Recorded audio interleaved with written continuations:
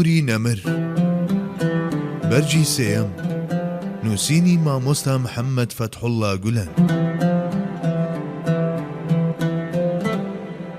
لە خزمەت زوهد و تەقوای حەزرەتدا. پێغەمبەری خوا عەلەیهی سەڵاتی وەسەلام زاهیدترینی زاهیدان بوو. ئەو وەرعەیە و هەیبوو کە زبرەواتاکەی بریتیە لە هەڵهاتن لەو شتانەی گوماناوین هیچ مرۆڤێکی تر لەو ئاستەدا نەیبوو. هەموو جومجۆڵ و ڕەفتارەکانیشی بە گوێرەی ئەم ڕاستە هێڵە ڕێخستە بوو. ئەوەندە لە خوا دەترسا دەدوێت ئێستا دڵی دەوەستێت. هێندە هەستیار، هێندە هەزناسک بوو، زۆر کەم بوونە و ساتانەی فرمێسک لە چاوانیەوە ڕێچکە نەبەستێت و دڵە گەورەکەی لە ترسی پەروەردیگاری نەکەوێتە لەرزە. کاتێک دەهاتە جۆش دەتوت دەریایە و شەپۆڵ ڕێزانیەتی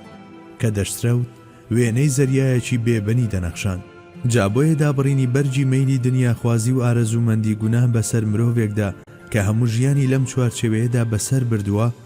لە ڕێگەی بەهەڵە لێکدانەوەی ئەو چەند ئاەتەی لەسەرەوە عەرزمان کرد بێڕێزیەکی گەورە و تەفرەدراویەکی ترسناکە. خوای گەورە عەزە وەجەلە ئەوی لە ئاسمانێکی بڵندی وەهادا جێگیر کردووە دەنگی حەپەحەپەکانی سەرزەوی بۆ ئێوە وا دەزانن لە کوێدایە تا ئەوەی دامێنی بە پڕژە قوڕی ئەوان لەکەدار بێت. لە ڕاستیدا زوهد و تەقوا و لە خواترسان و ئەو پەڕی مامەڵەی هەستیارانەی لە بەرامبەر گوناهدا هەرگیز لەگەڵ مەیلی ئەنجامدانی گوناهدا یەک ناگرنەوە. ئێستاش با بە شێوەیەکی گشتی ئاماژە بۆ ئەم ڕەهەند و لایەنانەی بکەین. یەکەم، زوهد بریتیە لەو حاڵەتەی کە ئەگەر سەرجەمی دنیاشت بدەنێ پێی خۆشحاڵ نەبیت و ئەگەر هەموو دنیاشت لەدەست بچێت نیگەران نەبیت. ئەم حاڵەتە لە پێغەمبەری خوادا لە لووتکەدا بوو. ئەگەر هەموو ماڵی دنیاهی ئەو بووایە هێندەی دۆزینەوەی دەنکەجوۆیەک دڵی خۆش نەدەکرد. خۆ ئەگەر هەموو دنیاشی بەجارێک لەدەست بچوایە دیسانەوە هێندەی لە دەستدانی دەنکەجوۆیەک نیگەران نەدەبوو. بەڵێ دنیای ئەوها بەدڵتەرک کرده بوو. بەڵام ئەم تەرک و واز لێهێنانە هەرگیز تەرکێکی کەسبی واتە دەستبەرداربوونی دنیا نەبووە لە ڕووی بەدەستێنان و هەوڵ و کۆششەوە، چونکە ئەوە پێغەمبەری خوا خۆیەتی کە مەنتیقیترین و باشترین ڕێگاکانی بەدەستێنان و قازانجمان فێر دەکات. هەرگیز ڕێشی تێناچێت ئەو نازدارە لە ڕووی بەدەستێنان و هەوڵدانەوە وازی لە دنیا هێنابێت یاخود هانی خەڵکی دابێت بۆ وەهاکارێک. واسێنان لە دنیا دەبێت بەدڵ بێت. جوانترین بەڵگەش لەسەر ئەمە ئەو دەوڵەتەی ئیسلامە کە هەر پێغەمبەری خوا صلی الله علیه وسلم خۆی بنیادی ناو لە ماوەیەکی زۆر کەمدا بوو بە یەکێک لە دەوڵەمەندترین و بەهێزترین دەوڵەتەکانی جیهان. هەروەک بیرمەندێکی ڕۆژ ئاوایی دەڵێ لەو دەوڵەتە مەزنەوە کە ڕەسوڵوڵڵا دایمەزراند دواتر 25 دەوڵەتی تەواو دروست بوو کە هەر یەکەیان بۆ خۆی لە ئاستی ئیمپراتۆریەتێکدا بووە. دەوڵەتی عوسمانیش تەنها یەکێکە لەوانە. بەڵێ پێویستە تێڕوانینی بنەڕەتی بۆ زوهد و دنیا نەویستی ئەمە بێت. ڕەسوڵوڵڵا صلی الله علیه وسلم هەر لەو ساتەوەی هەنگاوی ناوەتە نێو هەرێمی نورینی پێغەمبەرایەتیەوە هەتا وەکو ئەو ساتەی کە دنیا بە هەموو جوانی و زەرق و بڕقیەوە لە ژێرپەیدا ڕاخرا تۆسقاڵێک ڕەفتاری خۆی نەگۆڕی. تەنانەت ئەوەی هەیبوو لە ماڵی دنیا لە کاتی هاتنە دنیادا کاتێ وەفاتی کرد ئەوەی شینەما بوو، چونکە ئەوەی هەیبوو نەیبوو هەر هەمووی بەخشی بووە و لە ڕێیخوادا خەرجی کردبوو. تۆ تەماشایەکی ئەو شتانە بکەن کە لە پاش خۆی جێی هێشت بوون. تەنها چەند بزنێک و ئەو ژوورە بچووکانەش کە خێزانە پاکەکانی تیادا دەمانەوە، گەرچی ئەوانیش هەر بە ماڵی موسڵمانان دادەنران، چونکە کاتێک دایکانی موسڵمان وەفاتیان کرد هەموو ئەو ژوورانەش خرانە سەر مزگەوت. هەروەک لای گشت زیارەتکارانی ئەو شوێنە مبارەکە زانداوە ئەم ژوورانە ڕووبەرێکی هێندە بەرتەسچیان گرتووە لە سووسێکی مزگەوتەکەدا جێیان بۆتەوە. نووسنی لەسەر حەسیر. ڕۆژێکیان حەزرەتی عومەر ڕەزای خوای لێبێ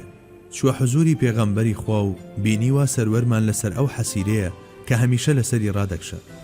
شوێنەواری حەسیرەکە لەسەر ڕوومەتی مبارەکی دەرچوو. لە سووچێکی ژوورەکەدا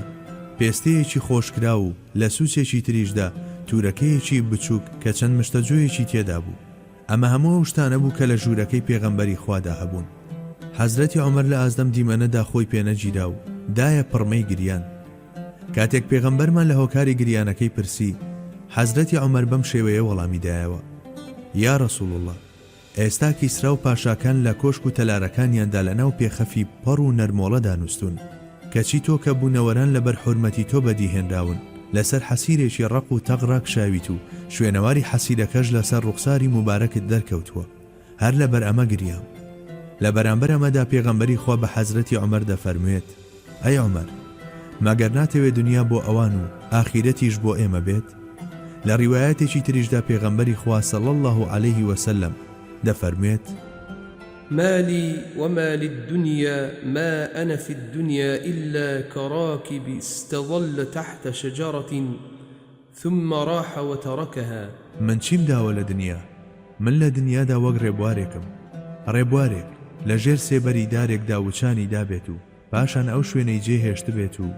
ڕۆیشت بێت ئەو بە فەرمانبەریەکەوە هاتبووە دنیا گیانی ژیاننەوەی بە بەرهەست و بیری مرۆڤەکاندا دەکرد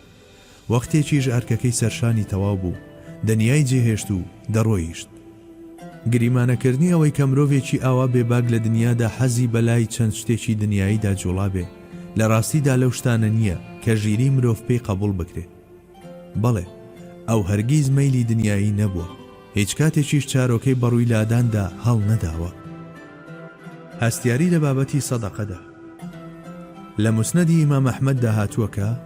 شەوێکیان پێغەمبەری خوا صلی الله عليه وسلم تا بەرەبەیان خەوی لێ نەکەوت هەر تەپاوتلی دەکرد و ئاخ و هەناسەی هەڵدەکێشا سەر لە بەیانی خێزانە بە ڕێزەکەی لێی پرسی ئەی پێغەمبەری خوا ئەرێم شەو ناڕەحەت بوون وا خەفەتتان دەخوارد و خەوتان زرابوو سەروەرمان لە وەڵامدا فەرمووی کاتێک جێگام ڕاخست لەسەر زەویەکە خورمایەکم دۆزیەوە و خواردم دوای بیرم کەوتەوە خۆ ئێمە خورمای سەدەقە و زەکات لە ماڵمان دانراوە تۆ بڵێ و خورمایە لەوانە بوو بێت بۆیە تا بەرەبەیان هەر بیرم لەوە دەکردەوە و بە خەیاڵی ئەوەوە تەپاوتلم دەکرد و خەوم زرابوو زەکات و سەدەقە بۆ ئەو حەرام بوو بەڵام دەکرا و خورمایە لەو خورمایانەش بێ کە بە دیاری بۆی هاتبوو بەگرامە گەرەیان لەوی تریان بەهێزتر بوو چونکە چ سەدەقە چ زەکات لە خانەی ئەودا شەویان نەدەکردەوە و چۆن دەهاتن ئاواش دەبەخشرانەوە ئێستا دەپرسین ئایا هەرگیز ڕێی تێدەچێ مرۆڤێک کە لە بەرامبەر بچووکترین شتی گوماناویدا بەم شێوەیە هەڵسوکەوت بکات و ژیانی هەردەم لە نێو هەستیارەکی لەم جۆرەدا بەسەر ببات توخنی کارێک بکەوێ کە سوور بزانێت حەرامە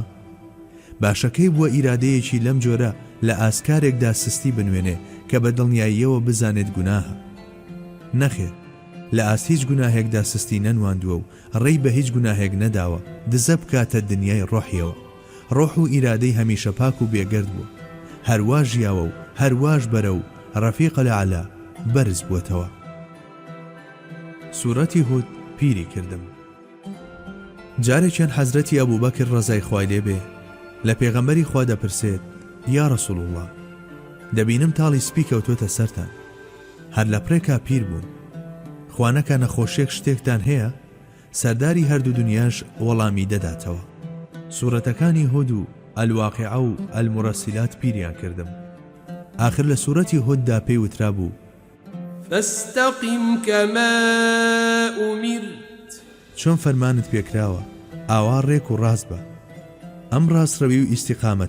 ئیستیقامەتێک بوو خوای باڵادەست خۆی بۆ خۆشەویستەکەی کێشا بوو ئەو شتە شکەلەی داواکرا بوو پاراستنی ئەم ڕاستەهێڵە بوو سوورەتی المرسلاتیش باسی جیاکردنەوەی دەستەی دۆزەخی و بەهەشتیەکان و حاڵی پەرێشانی مرۆڤەکان دەکات کە چۆن لە تاوترسناچی دیمەنەکان وەختە بتۆقن سوورەتی الواقعەش بە هەمان شێوە ئەم گرۆیانە دەخاتە پێشچاو و نمایشی بارودۆخیان دەکات جاییتر باس و دیمەنەکانی نێو ئەم سوورەتانە سامیان خستە بۆ دڵی ئەو نازدارەوە و پیریان کردبوو ڕوانینی بۆ ئاخیرەت ڕۆژێکیان یەکێک لە هاوڵان لە ماڵی خۆیدا قورئانی دەخوێند دەنجی قورئانەکە لە هەمان کاتدا لە دەرەوەش دەبیسترا ڕێک لەو کاتەدا کە ئەم هاوڵە گەیشت بۆ ئایەتی إن لدينا أنكالا وجحيما وطعاما ذا غصة وعذابا أليما پێغەمبەری خوا بەوێدا تێپەڕی لە ناکاو ڕەنجی زەرد بوو کەوتە سەرچۆک دەتوێت ئاەتەکان بەرۆکی ئەو ڕادەوەشێنن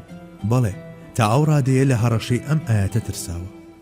خوای گەورە سوبحانە و تەعالە لەو ئاەتانەدا دەیفەرموو بێگومان ئێمە کۆت و زنجیر و دۆزەخمان ئامادە کردووە هەروەها خۆراکێک کە لە گەرو دەگیرێت ئەمە سەرڕای سزای بە ئێش و ئازار لە ڕاستیدا ئەگەر کەسێک هەبێت پێویست نەکات خەم لەو ئاەتە بخوات ئەوە پێغەمبەری خوایە صلی الله عليه وسلم بەڵام